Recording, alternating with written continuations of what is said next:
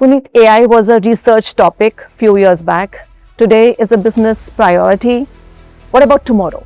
I think tomorrow AI needs to become a lot more real. AI needs to do a lot more for humanity and real access and capabilities for citizens like you and I and all of us. There is also a rush toward getting AI. What's your advice to those organizations in terms of how they balance? I'll give you an example of Air India, which is a fascinating example. They were the first ones out of the gate to build a generative AI driven customer service engine. 40,000 queries a day, 13 million queries solved, 97% accuracy. So do you think pandemic was a pivotal point which changed digital infrastructure and which kind of thrust India in front? Pandemic did not invent AI or any other technology, but it gave organizations and public sector institutions and all of us a lot more courage and confidence to use technology. There's a lot of innovation happening in US or maybe Japan. How do you say India? India, to me, is special because of three things which nobody else in the world has. One is a developer ecosystem, one of the largest in the world. Second, enterprises in India really experimenting and using technology. And we have this stat, which is 47% of enterprises in India are already using AI. Microsoft recently announced a significant investment in India's AI infrastructure, and a new data center region has just gone live on Indian soil. For a company that has been part of India's technology story for decades, this is a different kind of commitment. Today, the person leading that commitment is here to talk about what it means for Indian businesses, for the workforce, and for where India sits in the global AI story. This is TOI AIQ Talks. I'm Sonia Singh and you're watching TOI AIQ Talks. Today we are in the company of someone who leads one of the most consequential technology businesses in the country. At a moment when the decisions being made about AI infrastructure, enterprise adoption and workforce readiness will shape India for decades. It is, to put it simply, a very good time to have this conversation. Our guest is the president of Microsoft India and South Asia, one of the most influential technology leaders in the region. Under his leadership, Microsoft has deepened its commitment to India in a way that goes well beyond selling software. It is about building the foundation for an AI-powered economy. Puneet Chandok, welcome to TOI AIQ Talks. Thank you much. Thank you so much, Sonia. Thank you for having me, and thank you, Mayank. Really looking forward to this conversation. I'm thrilled that you guys are here. Great. And also joining us is Mayank, co-founder and CEO of ADROSONIC. Hi, Mayank. Thank you, Sonia, and thanks, Puneet. It's really a pleasure to have you. Pleasure to be here. Puneet, AI was a research topic few years back. Today is a business priority. What about tomorrow? I think tomorrow AI needs to become a lot more real. AI needs to do a lot more for humanity, for all of us. And a lot of this research and design and ideas need to translate into real ROI for enterprises, real impact for public sector and government institutions, and real access and capabilities for citizens like you and I and all of us, right? So I think that is the future, and that's something that we are super excited about. And how is Microsoft developing India as one of the important markets? See, India is one of the most exciting markets today in the world for technology. Whatever lens you take to this, Sonia, the demand side, supply side, impact on the world. There are 6,000 plus listed companies in India. They're waiting for the door to be knocked on from a technology perspective. The largest developer ecosystem in the world will be largest in the next 5 years. The second highest contributor to open source projects. There's a ton of AI excitement being built. The digital highways in India with UPI and identity and banking. So there's a ton of excitement in India from a demand, supply, and impact perspective. And we are building on this. And that's the reason our commitment to invest $20.5 billion in India by 2030, train 20 million Indians, including 2 million teachers, really become a force as Microsoft that moves India forward, right? So that is why we are excited about being here. So do you think pandemic was a pivotal point which changed digital infrastructure and which kind of thrust India in front? I think pandemic did not invent AI or any other technology, but it gave organizations and public sector institutions and all of us a lot more courage and confidence to use technology. I think the speed of adoption that we saw during the pandemic was 5 years of technology in 18 months, right? So that compression, that speed, it allowed all of us to build that muscle, Sonia, to adopt technology at a pace that we were not used to, right? And I think it also prepared India in a big way, right? So a lot of our digital public infrastructure, which is being built for the last decade, actually came to light. The way we ran vaccination, the way we used identity, the way we used financial transactions to get access to people. I think that was incredibly well done. So that accelerated what we were building. It didn't really invent it. You've been saying in a lot of interviews that this may be the last generation to have what we call stable long-term careers. So explain to us, because there are a lot of conversations about this topic, and this sounds alarming also at times, but what needs to change in people's perspective and attitude? So I want to be precise about this, Sonia, because I think the statement carried on a lot more than I thought it will, and the thought behind it kind of got lost. So I need to be precise on this, right? What I said, Sonia, was work is changing, not ending, right? And the way our parents and grandparents used to look at careers, which is you'll have one job, one role, one company, you'll work for 30, 40 years and then retire with a pension. That template, Sonia, was built for the industrial era. That template is dying, right? So I think that was the point I was trying to make. And I'll tell you a little bit of what's going on underneath it, right? And three just big themes that I'm picking up. First, for the next generation, careers will be long, but they won't be static. They'll be dynamic, right? Just, in fact, this invention of having a career, which is, this is a 20th century invention, right? Where we have one company and one role and we have a ladder to grow in. If you go back 100 years, a lot of, like most people had portfolio, right? So they used to teach, they used to build something, they used to travel. A lot of that will come back, right? So it's nothing new. It's basically we're going back to the old world, but with a lot of new technology and tools. What seems safe now is becoming risky, and what is risky is becoming safe. So I'll give you an example. Having a good job and a settled career seems safe, but it's a risky thing now. But if you're out there learning and growing and building muscles and compounding skills, it sounds risky, but that is a lot more safety, as I would say, right? The other thing, like we all expected our companies to give us job security. I think that transition's starting to happen. We will need to carry our security ourselves based on our skills and our muscles and our learning ability. Companies will not give us that security, right? So that's the first thing, which is careers will be long, but they'll be very dynamic and not static like our parents, right? Second, I think we still believe jobs are the atomic unit of work. That myth will break, right? You have a job as a journalist, as an editor, but you do a bundle of tasks. I have a job as the leader of Microsoft, but I do a bundle of tasks, right? So there's no point me hiding behind that title, right? There's a set of things I need to get done. What AI is doing is it's unbundling those tasks, right? And whoever's best positioned to do those tasks will do it, right? It'll be a fascinating world where a ton of my work will be done by people who are better prepared to do it versus me doing it just because I have that title, right? So hiding behind that title is something that we'll all have to get away with. And then finally, I think you have to be clear-eyed, right? This transition will not be easy. We need a skilling revolution in our country. As Microsoft, we're training 20 million Indians by 2030, 5.5 million trained last year, 2 million teachers to be trained. But a lot of skilling needs to happen. And skilling in AI is the new literacy, right? Which is its removal of fear. A lot of people are still fearful about this, right? So to bring this together, long careers for the next generation, but very dynamic careers. Jobs will not be the atomic unit of work. And then finally, we need skilling at a speed that we've never done before. So what I can understand from this is that like you go every day for 1 hour in the gym. Now for 1 hour, you should have a definite time for learning, maybe new skills. And then you're safe because you're changing with time. Yeah. It's fascinating you use that analogy. I use that all the time, right? And I'll give you two nuances on that, right? One, I have a gym close to my house and there's a nice coffee shop next to the gym. Sometimes I just sit in the coffee shop and I hope I'll get fitter. It's not going to happen unless I go to the gym myself. Unless you go to the gym yourself and lift the weights and do the training that you do, you're not going to get fitter, right? So I think on AI, it's a full contact body sport, right? It just, of course, you need to learn, but you need to learn this by doing, right? So I'm a rusty coder. I used to code 30 years ago. I'm coding again now every day, right? Because English has become the new coding language. You and I can code and build stuff now that we couldn't 5 years ago, right? So first is really, really think about going to the gym and not just sitting outside and hoping to get fit. Second, I think having the agility. I think the shelf life or the half-life of skills is dropping. Really thinking, and to me, I think we need a new skill stack for the AI world. And I think of this as a dumbbell. On the left-hand side is the AI skills. And this is AI literacy, understanding data and foundations, understanding ethical reasoning, judgment, really interrogating the AI output, not just taking it. So that's the dumbbell on the left-hand side. On the right-hand side are real human skills, right? Real collaboration, relationship building, orchestrating people, bringing people together, judgment, curiosity, confidence, capabilities, clarity in terms of how you articulate your thoughts, right? So those are the two ends of the dumbbell, going back to your gym analogy. In the middle is stuff which is getting automated or taken away by AI, like execution.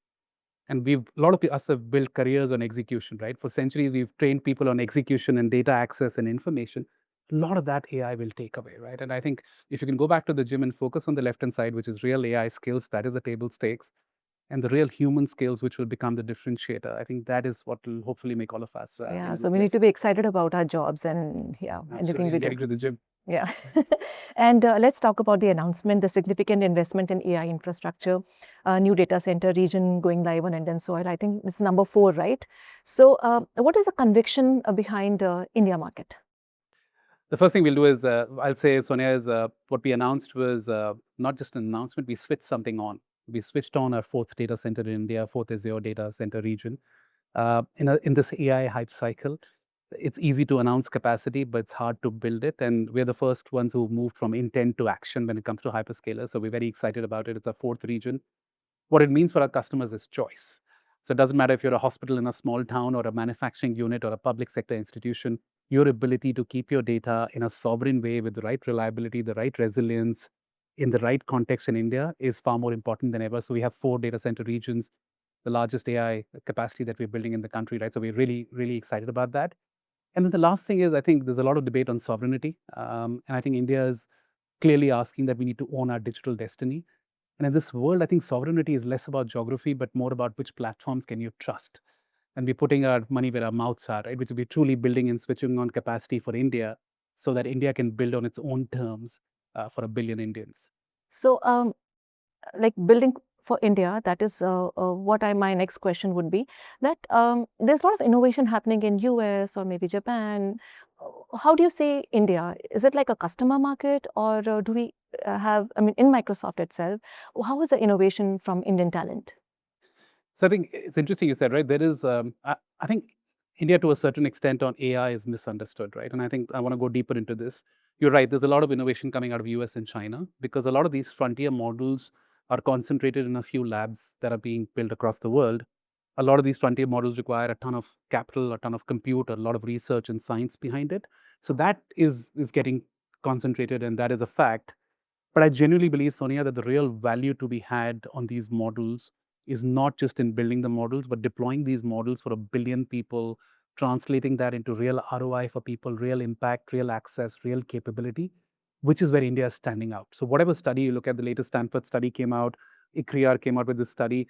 India is amongst the top 3 or 5 countries in the world when it comes to AI vibrancy, right? So India, to me, is special because of 3 things which nobody else in the world has.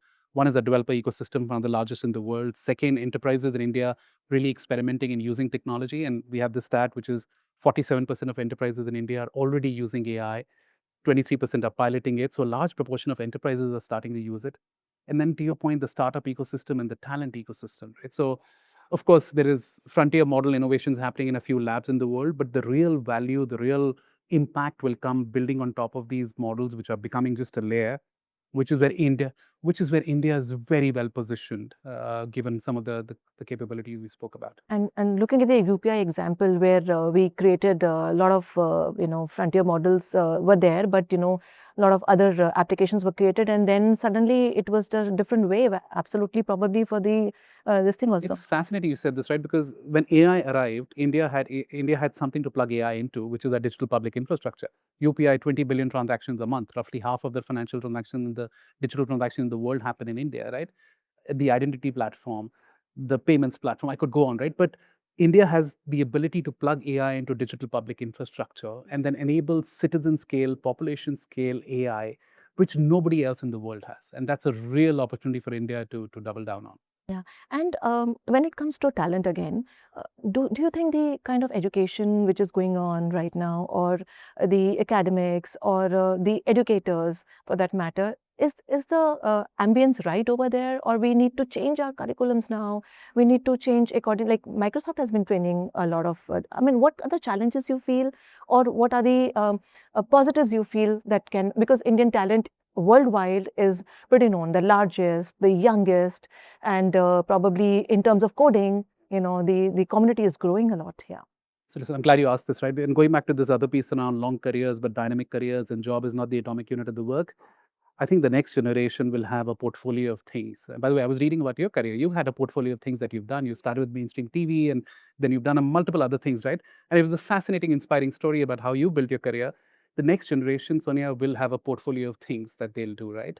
And sometimes we assume this portfolio is a bug.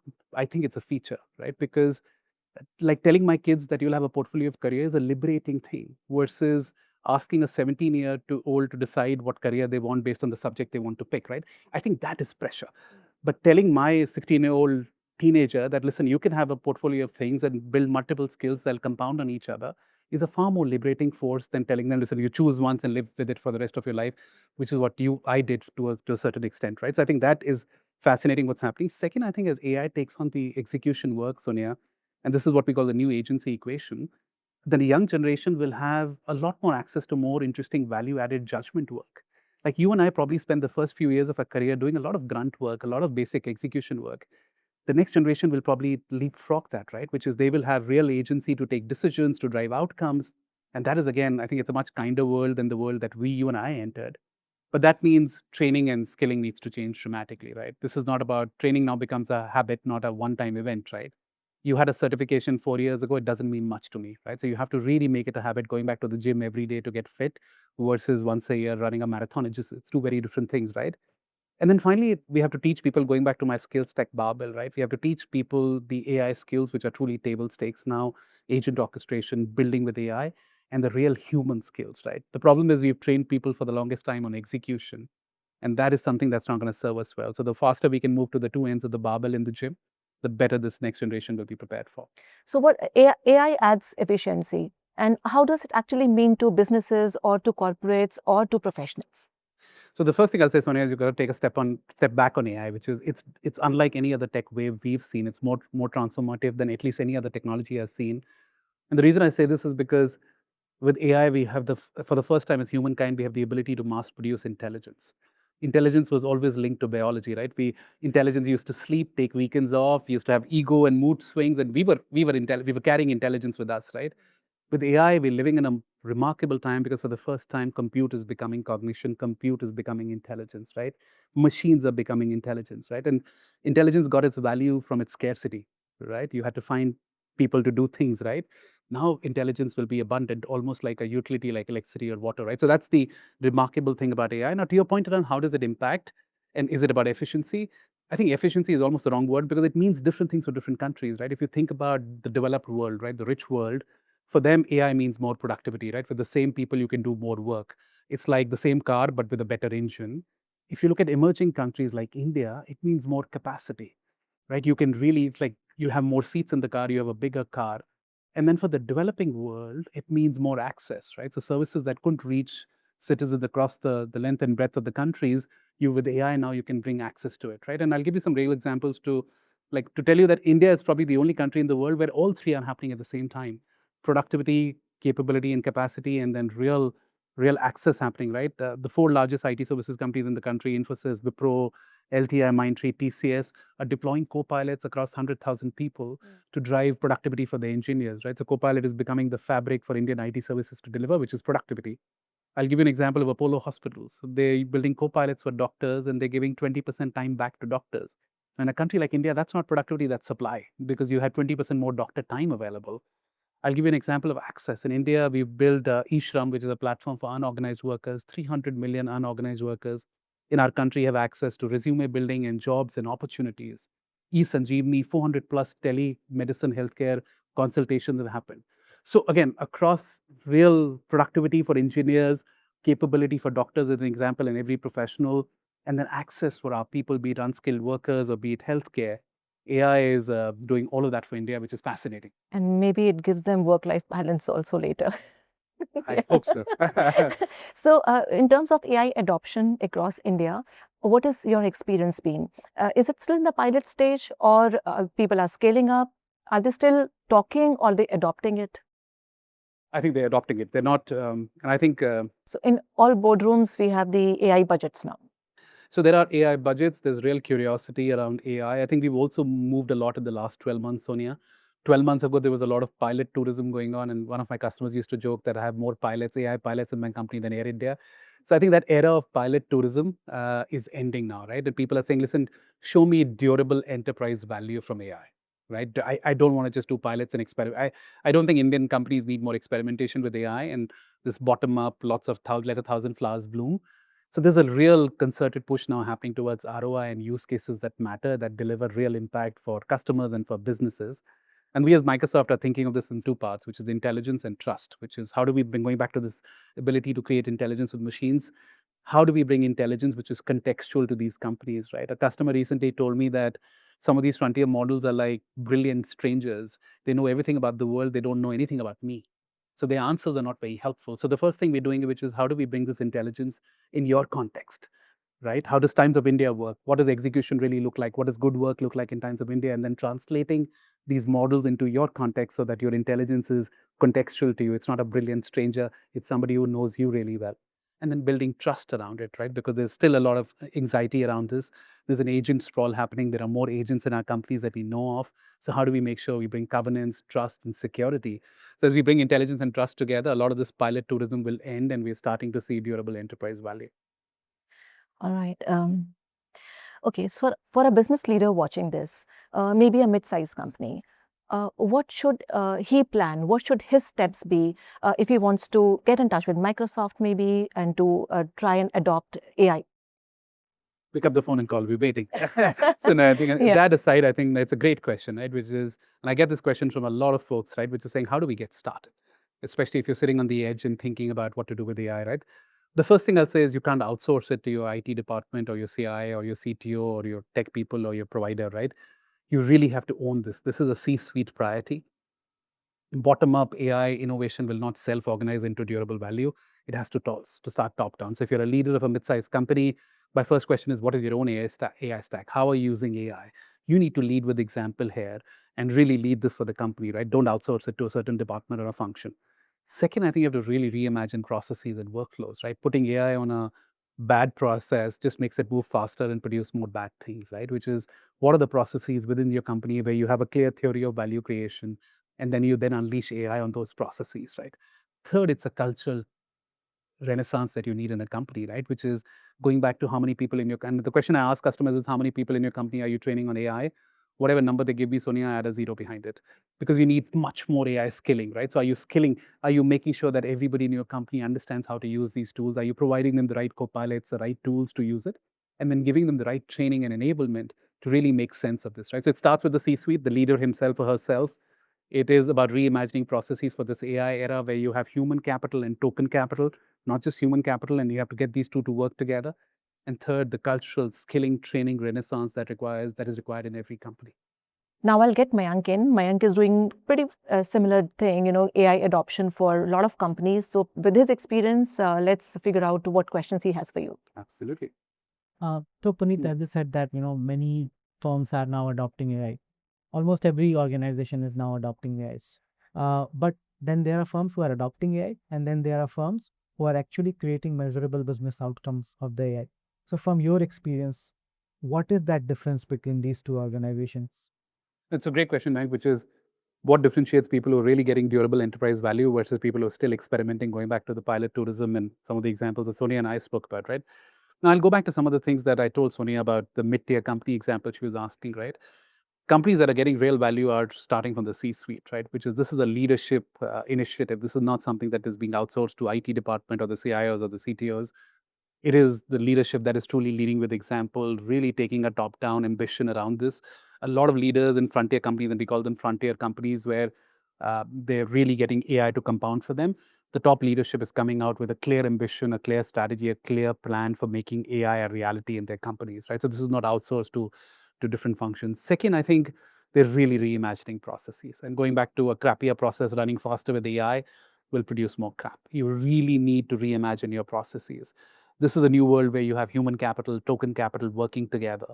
And the question to ask is, how are you really getting human capital and token capital to work together so that your human capital gets smarter every day, your token capital gets optimized, and you run this loop and compound this, right? So really reimagining some processes for the AI era, not just putting AI on top of broken processes and the old processes. Third is this piece around, you and I spoke about this, right? Which is having forward compatible data and infrastructure, right? You can't run, and we all know this, right? AI can't run on bad data and bad infrastructure. So are you truly adopting cloud in the right way? Are you making sure that your data is ready in the right access format so that AI can really build on it and have your context around this? The last piece is around trust and security. And also just thinking about the point around a brilliant stranger, which is what these frontier models are. Are you contextualizing these models for your own context and then building trust and security around this, right? So if you bring these 3 or 4 things together, leaders really leading with an ambition and walking the walk on this and not just talking about it, reimagining and re-architecting work for this new world with human and tokens working together, really thinking about infrastructure in a different way and your data structures in a different way, and then thinking about trust, security, training, skilling, some of the things that we've spoken about. That is the new playbook that's emerging, Mayank, for companies that are truly becoming frontier AI companies and getting ROI around this. So if I interpret it, it's more about not implementing AI in your existing process, but more reinventing your process, thinking, building your process around AI. Yes. Is that what? Absolutely. You have to reimagine the process. And I'll give you my own example, right? Like in my office, we have a few people who run my office, and we added a few agents and digital colleagues. One thing we realized, Mayank, was that these digital colleagues don't sleep. They work on weekends, they're working 24/7. But the human colleagues have a different way of working, right? So we now had to reimagine how the process works. So just adding agents or digital colleagues to any process does not solve the problem. You have to really reimagine this for a new era where humans and tokens are working together and both are learning from each other and compounding. And I think that's where a lot of work needs to happen, Mac. No, then that's a great insight.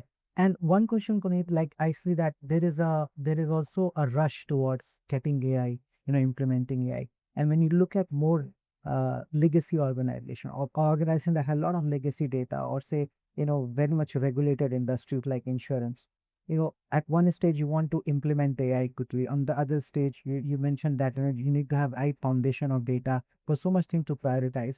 What's your advice to those organizations in terms of how they balance that? Because it can't be done sequential in this era.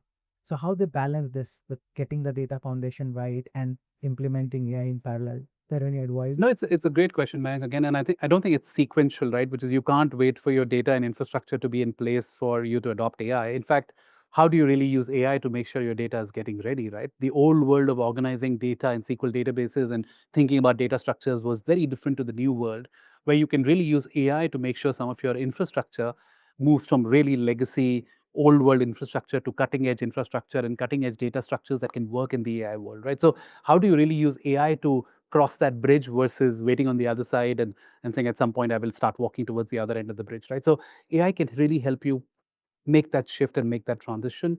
And a lot of companies are already doing this, right? If you look at the largest institutions in the country, a lot of banking institutions, meant to your point around regulated industry, from Axis Bank to ICICI Bank, HDFC Bank, there are large banks and institutions in this country who are using AI across the board. I'll give you an example of Air India, which is a fascinating example. They were the first ones out of the gate to build a generative AI-driven customer service engine. 40,000 queries a day, 13 million queries solved, 97% accuracy, completely a new AI stack to do customer service. The first airline in the world. Now, they already had a lot of legacy infrastructure and data, but they were able to leapfrog it because they thought about AI differently and used it to make that shift across the bridge versus waiting. Yeah, and as a customer, I can feel that, the kind of service quality that they're getting out of hearing. Other question for me, like as AI is getting democratized, and there will be a stage very soon when everyone will have access to AI. So in that era, what will be the differentiating factor between the organization which will be successful and the organization which may not be so successful? No, it's an interesting point, Vank, which is, and I call this a sovereignty test for companies, right? And the question I ask a lot of CEOs and boards is saying, you're currently building on a certain set of models. If you were to change the model tomorrow and there was a cheaper, better, faster model available, what would happen to your intelligence that you built on that model, right? Would you retain that intelligence or would that go away with the model, right? And the simpler way to frame this is, are you renting intelligence? Are you owning intelligence with these models, right? And that's where I think the biggest factor here is your ability to build your own intelligence. Again, going back to this brilliant stranger analogy, right? A customer told me that AI is like this PhD which comes in, it knows everything about the world, doesn't know anything about me. I'd rather have AI as a child that grows within my organization, understand how my organization works, what does good work look like, what are the knowledge turns, what is execution, what is excellence in my company, and then gives me the answers, right? So I think this first piece is around really building your own intelligence, using these models on your own terms versus the other way around, building your right agent harnesses around them, preserving your IP and making sure these models work for you versus the other way around, right? So that's the first big shift that a lot of enterprises need to make and think deeply about.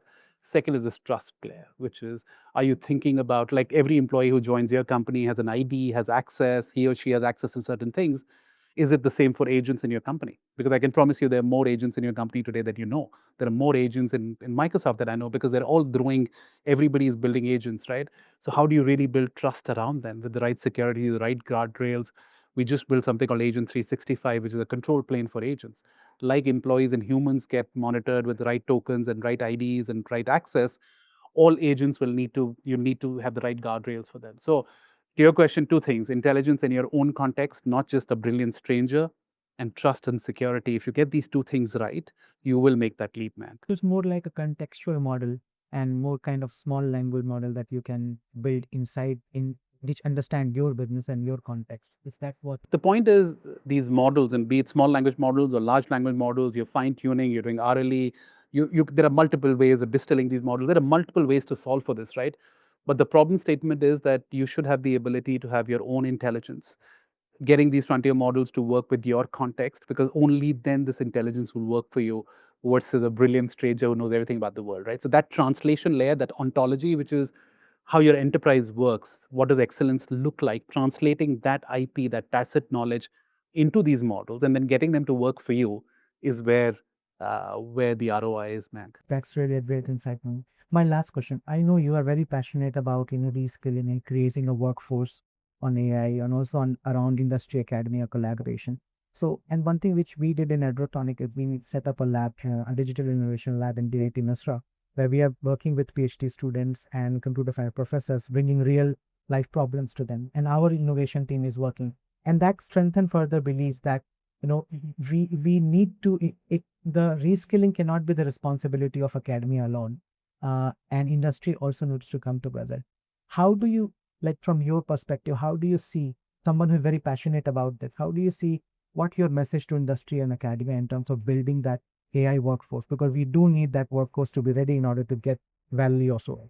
Listen, I'm glad you're doing so much with institutions, and I think we all need to do more, right? My first point is none of us have the answers alone, right? As the industry, as the academia, as the government, as the enterprises, as the small and medium sector in the country, all of us need to come together. None of us can alone solve this problem, right?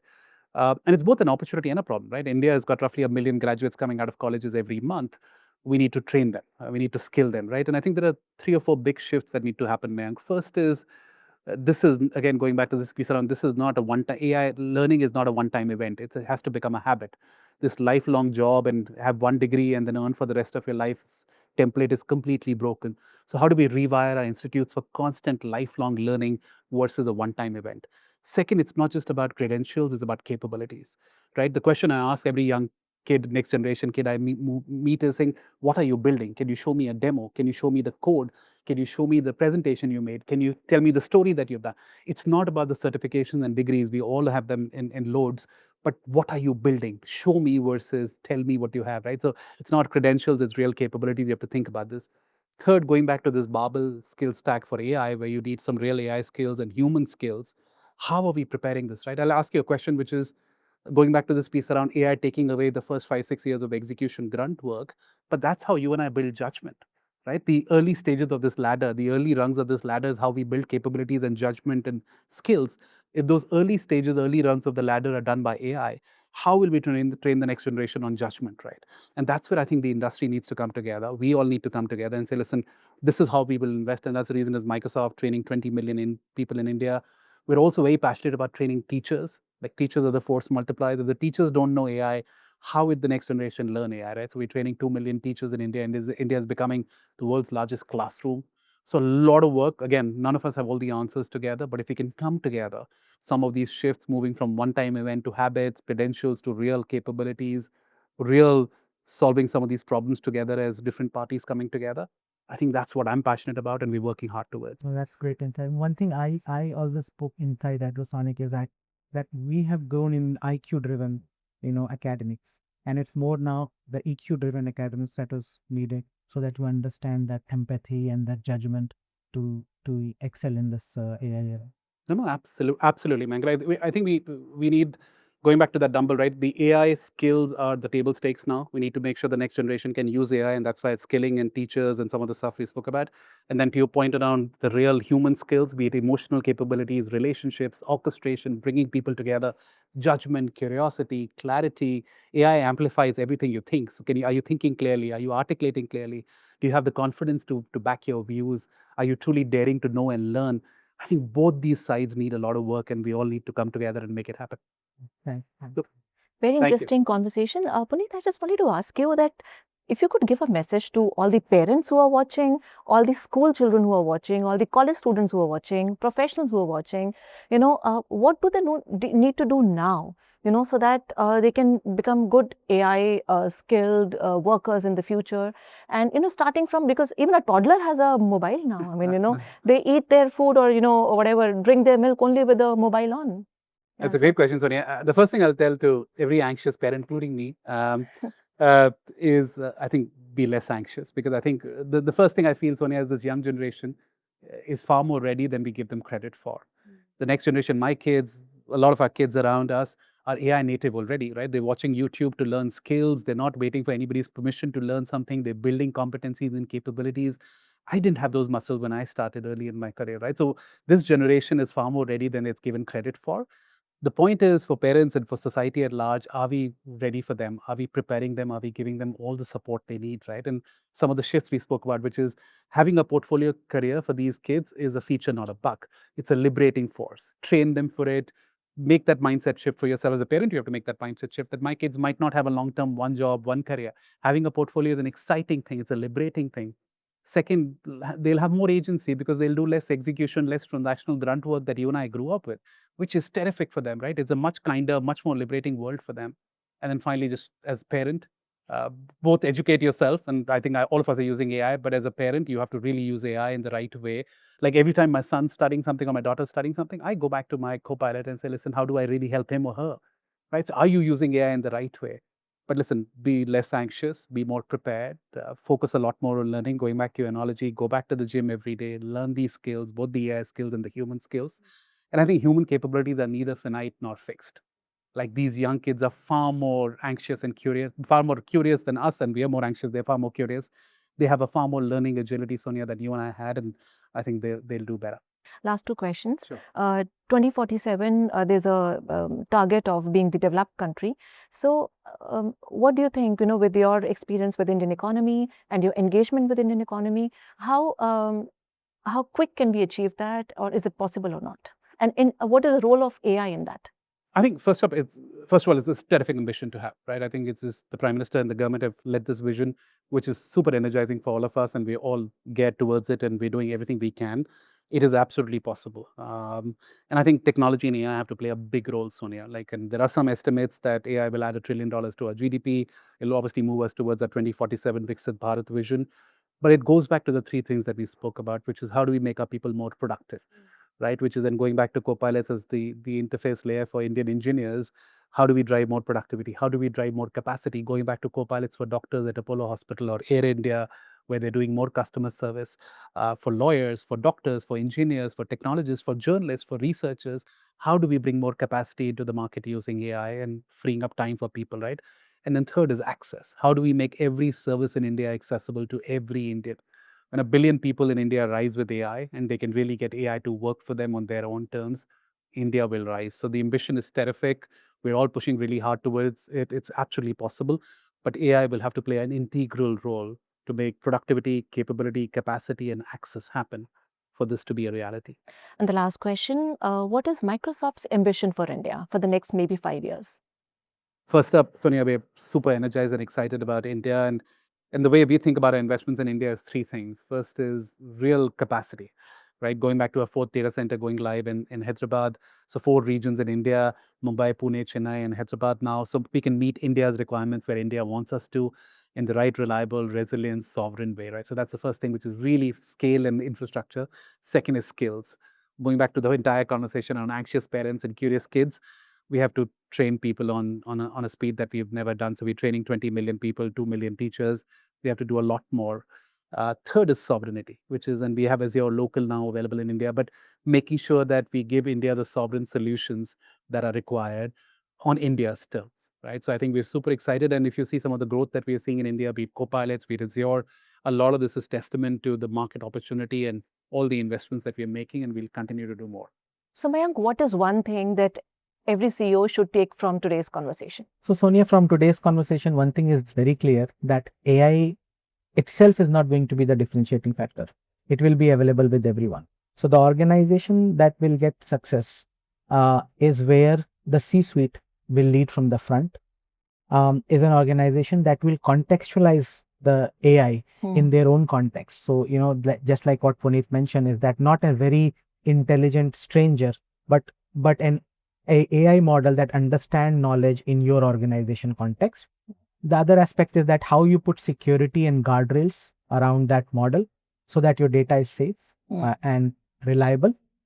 And finally, is more about training the workforce to be AI ready. And when you're training the workforce, we also need to understand that what Puneet said, that most of the processing layer is going to be taken by AI. So it's more about understanding the EQ aspect of it, and the judgment, the empathy, and how that human skills we develop. I think these will be the factors that I learn or I am taking away, and my messages for the CEO who really want to use AI to create business value and to generate the differentiating factor for success in future.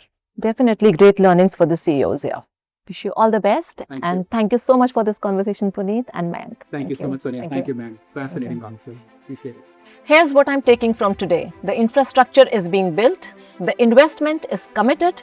The question for every business, every professional, and every institution watching this is a simple one. Are you building with it, or are you waiting? Because if today's conversation has taught us anything, it is that the window is open and it will not stay open forever. Puneet, Mayank, thank you so much for joining. Thank you. TOI AIQ Talks is a conversation that India's AI era deserves. Honest, informed, and far-sighted. And every episode builds towards the TOI AI Quotient Awards coming this September, recognizing the organizations and leaders across India that are genuinely building with AI to solve real problems and create real outcomes. If that is you, if your organization is doing work with AI that deserves a spotlight, nominations are now open. Head to our website and nominate today. Don't wait to be discovered. Step forward. We'll see you in the next episode.